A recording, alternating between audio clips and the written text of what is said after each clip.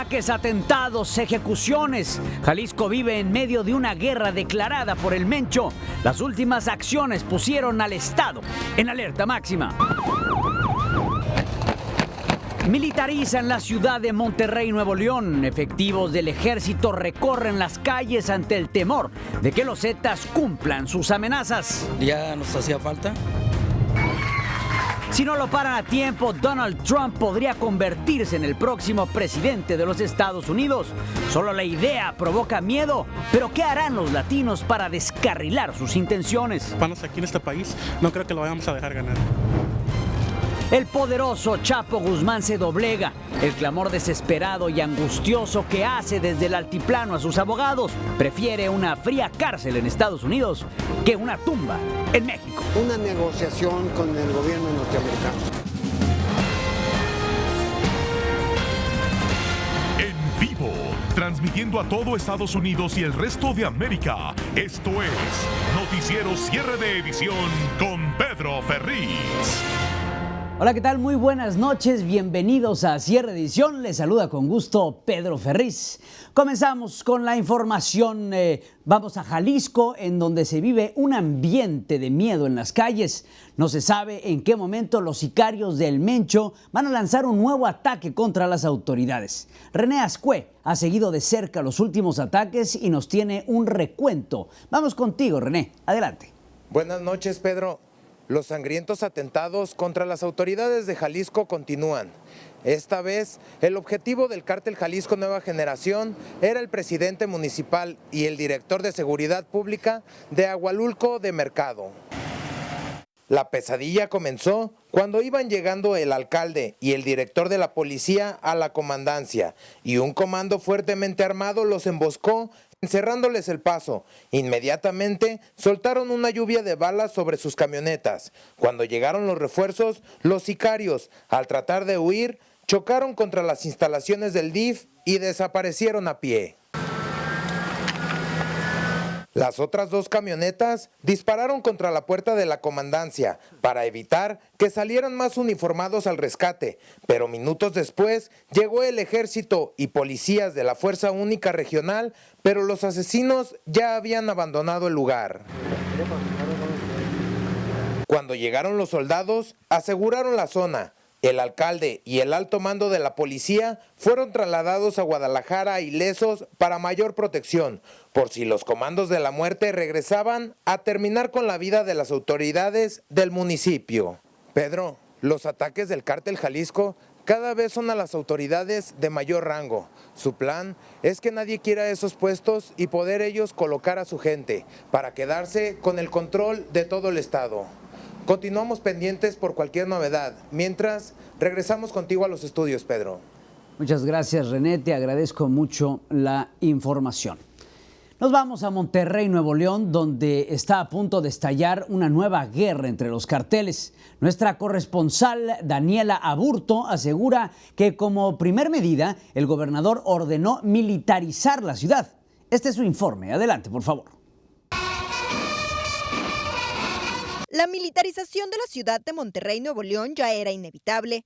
Más de 500 elementos militares, el primer contingente, enfilaron en las calles y avenidas del área metropolitana para hacer frente a las sangrientas acciones y las amenazas de los grupos criminales. Ya nos hacía falta y más que todo para sentirnos más seguros. La acción ocurre justo después de que los Zetas amenazaron en Narcomantas, pero no todos están de acuerdo con la presencia de los militares. A pesar de que las autoridades aseguran que los militares fueron capacitados en materia de derechos humanos y podrán realizar cualquier tipo de detención, muchos regiomontanos están preocupados por los abusos que pueda cometer el ejército. Ante la magnitud de la crisis que nos imponen los grupos delictivos, debemos sacar lo mejor de nosotros como individuos y como sociedad. Pedir la presencia de los militares fue la solución más fácil para el gobernador Jaime Rodríguez el Bronco, quien había prometido acabar con la inseguridad, pero que hasta ahora no ha logrado. Los elementos castrenses vigilarán los 51 municipios de Nuevo León, pero intensificarán sus patrullajes en las zonas más conflictivas, como Cadereyta, Escobedo, Guadalupe y Santa Catarina. Desde Monterrey, Nuevo León, México, Daniela Aburto, Noticiero Cierre de Edición. Muchas gracias, Daniela. Mientras tanto, vamos a Tierra Blanca, en Veracruz, en donde continúa una angustiosa búsqueda de 3 de los 5 jóvenes desaparecidos. Todavía se tienen esperanzas de que estén con vida, así lo comenta el comisionado nacional de la Policía Federal, Enrique Galindo Ceballos. Los 5 fueron detenidos por un grupo de policías el pasado 11 de enero y posteriormente entregados a un líder del cártel Jalisco Nueva Generación. Se supone que todos ya fueron asesinados, pero solamente han aparecido los restos de 2 de ellos. El gobierno de México está también molesto relacionado con todo esto por un informe que da la Comisión Interamericana de Derechos Humanos. Lo que más les incomoda al gobierno mexicano es que se le señala al país como un lugar en donde se vive una crisis importante de derechos humanos. La administración de Enrique Peña Nieto dice que el informe se enfoca en violaciones específicas en 6 estados y llega a conclusiones sin fundamento, muy a pesar de todo lo que se vive en este país. En otras noticias, el ex líder de las autodefensas en Michoacán, José Manuel Mireles, se anota una ligera victoria. El gobernador de su estado, Silvano Aureoles, autorizó que el ex líder de las llamadas autodefensas sea trasladado al penal federal del Hermosillo, Sonora, al de Morelia, en Michoacán. Ahora, pues la decisión está en manos de un juez de Uruapan. Familiares y seguidores del doctor Mireles pedían el traslado para poder atenderlo de una grave enfermedad que padece. Volamos a la Ciudad de México, donde se descubrió a tiempo un grave peligro que pudo haber causado muerte y destrucción. Emanuel Guzmán nos dice qué fue lo que encontró la policía, imagínense, al ladito de una escuela. Esta casa de cartón daba la impresión de ser una humilde vivienda como tantas que hay en la Ciudad de México y no llamaba la atención, pero todo era una farsa. En realidad se trataba de un engaño para robarse el combustible de un ducto a los ojos de las autoridades. Está muy raro, ¿no? Me hace muy raro todo esto, pero pues allá ellos. Los delincuentes quisieron pasar inadvertidos en sus fechorías porque instalaron esas mangueras a un lado de la escuela primaria. Nadie sabía el peligro mortal que corrían. Una explosión hubiera hecho volar en pedazos no solo el centro escolar, sino el barrio completo. Por suerte fueron descubiertos antes de que ocurriera una tragedia. Las autoridades montaron un operativo capturando a 2 personas quienes aseguran que les pagaban casi $500 a la semana por llenar esos tanques con combustible robado. Los padres de los niños de esa escuela dan gracias a Dios que fue descubierta la toma de gasolina clandestina, porque si no, en cualquier momento podrían haber perdido a sus hijos. Pues me preocupa el bienestar de mi hija. ¿Por qué le preocupa? Pues que ella no está segura en la zona, pues. Desde la Ciudad de México, Emanuel Guzmán, cierre de edición.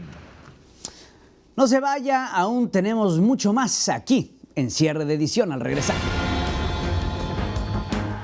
El nuevo reto de la comunidad latina, cómo frenar a Donald Trump antes de que sea demasiado tarde. Le diremos lo que planean. Que el pueblo tiene que pararlo. Porque proceden de la garganta del infierno. Además, la profecía. Le advirtieron a un político de Honduras que no realizara alianzas diabólicas. No hace caso y ahora sufre un infierno. También, en una sesión de brujería, a Gloria Trevi le pronosticaron la muerte, lo que está haciendo ella para poderlo evitar. Una fe que despierta. Más adelante, la súplica del Chapo Guzmán desde su celda. Le diremos qué es lo que le ruega a sus abogados.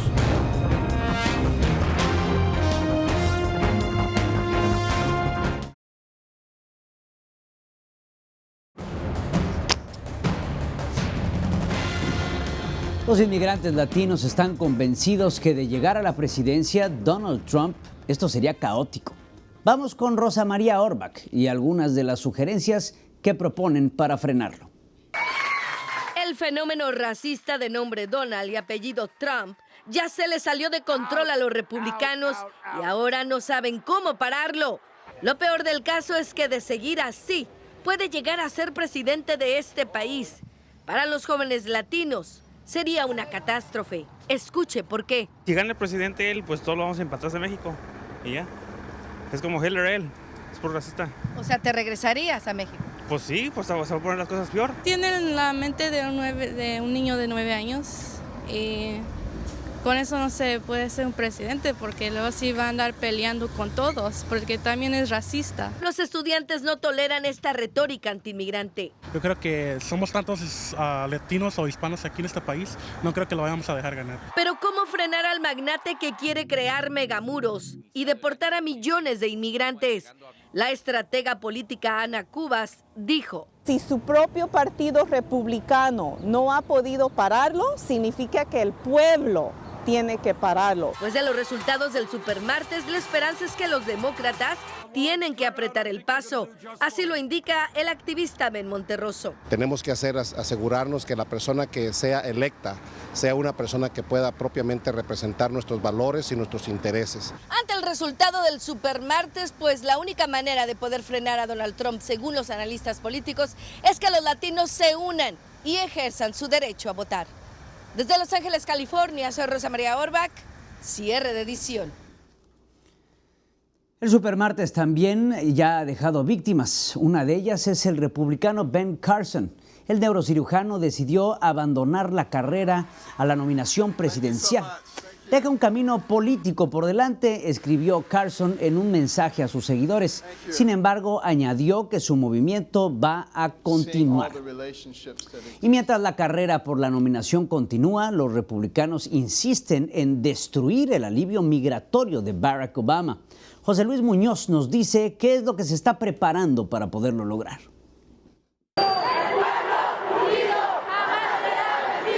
La comunidad inmigrante latina reaccionó molesta tras conocer las intenciones de la Cámara Baja de interponer ante la Corte Suprema de Justicia un documento en contra del alivio migratorio que protegería de la deportación a 5 millones de indocumentados. La intención es influir en la decisión del Supremo Tribunal en momentos en que revisaría el fallo que impide la implementación de la medida presidencial, que fue anunciada por Barack Obama en noviembre del año 2014. Y quien está detrás de esta amenaza es el presidente del Congreso, el republicano Paul Ryan, un declarado enemigo de los inmigrantes, quien asegura que Obama no tiene permitido escribir leyes.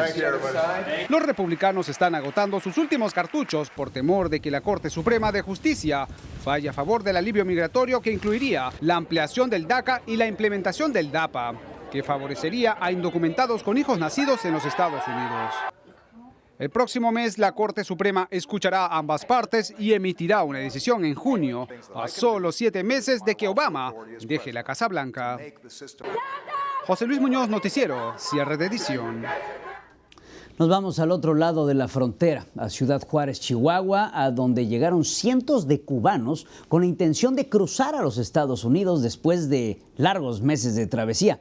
Agustín Hernández fue testigo de la alegría que se vivió en este lugar. ¿Qué van a hacer esta vez? Cumplir el sueño americano. Todos los que bajan de estos camiones salieron hace más de 3 meses de su natal Cuba. Entre ellos estaba Alvin, un médico cirujano, quien huyó de la isla en busca de un mejor futuro. Ya somos libres, ¿no? Llegar a los Estados Unidos, nuestra familia, no sé, hacer nueva vida, brother. Alvin está dispuesto a comenzar desde abajo en Estados Unidos. Asegura que trabajaría hasta de peluquero. El sueño de este inmigrante es compartido por 500 hombres, mujeres y niños que llegaron a esta frontera sin sufrir las mismas penalidades que los centroamericanos, gracias a la ayuda de algunos países. No, la travesía ha sido difícil hasta que llegamos a Panamá, que nos dieron tremenda ayuda. Gracias a la política conocida como pies secos, este grupo de cubanos y los que aún están en camino podrán solicitar la tarjeta de residencia permanente al año y un día desde el momento que pisen tierra estadounidense. En las últimas semanas, y ante el temor de que el beneficio expire, debido a nuevas negociaciones entre Washington y La Habana, miles han salido de Cuba en los últimos meses. Este es el puente internacional Paso del Norte, donde para muchos cubanos, en este momento, comienza el sueño americano. En Ciudad Juárez, Chihuahua, Agustín Hernández, cierre de edición. Muchas gracias, Agustín. No se vaya, aún tenemos mucho más aquí en Cierre de Edición al regresar. Insólito, la profecía contra un alcalde en Honduras se cumple. Sus alianzas con el más allá lo llevan a la ruina. Además, el mercado donde regatear con los vendedores puede ser mortal. El último cliente le cortaron la cabeza. Más adelante doblegan al capo Di Capi, el Chapo Guzmán en prisión, el llamado que envía a sus abogados, un grito desesperado.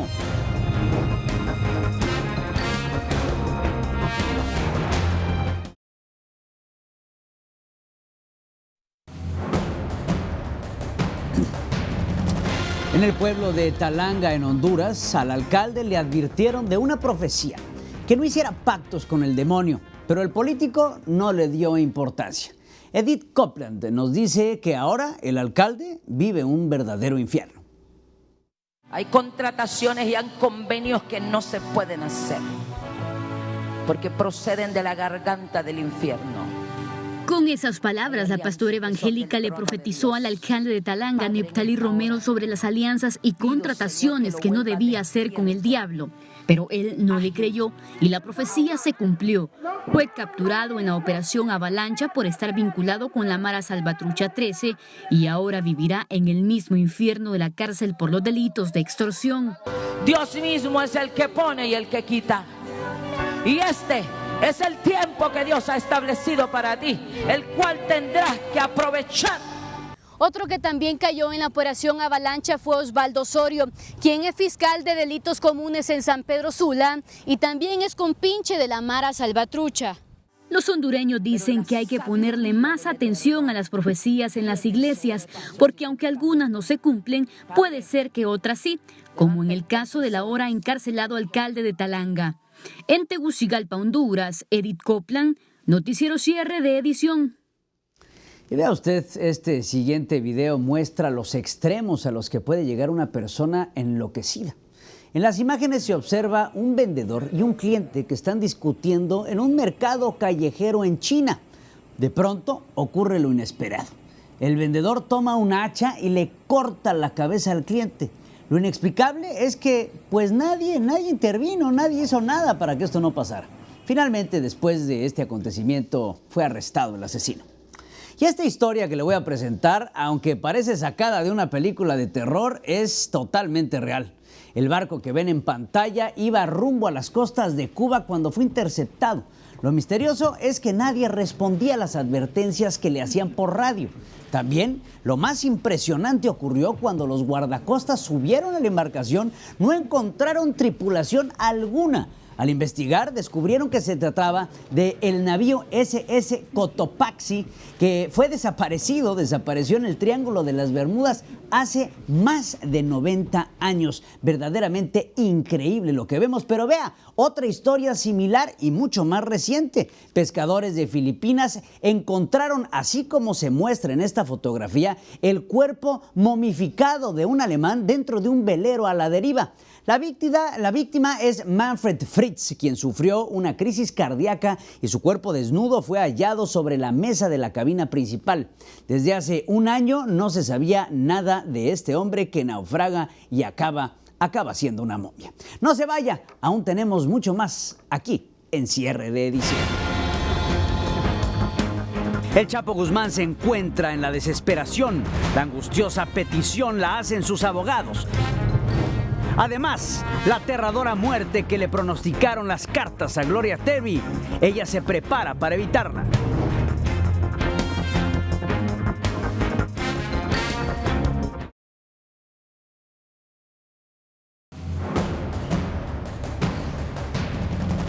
El Chapo Guzmán ya dejó de ser el poderoso capo de la droga y ahora parece que el gobierno mexicano lo ha podido doblegar.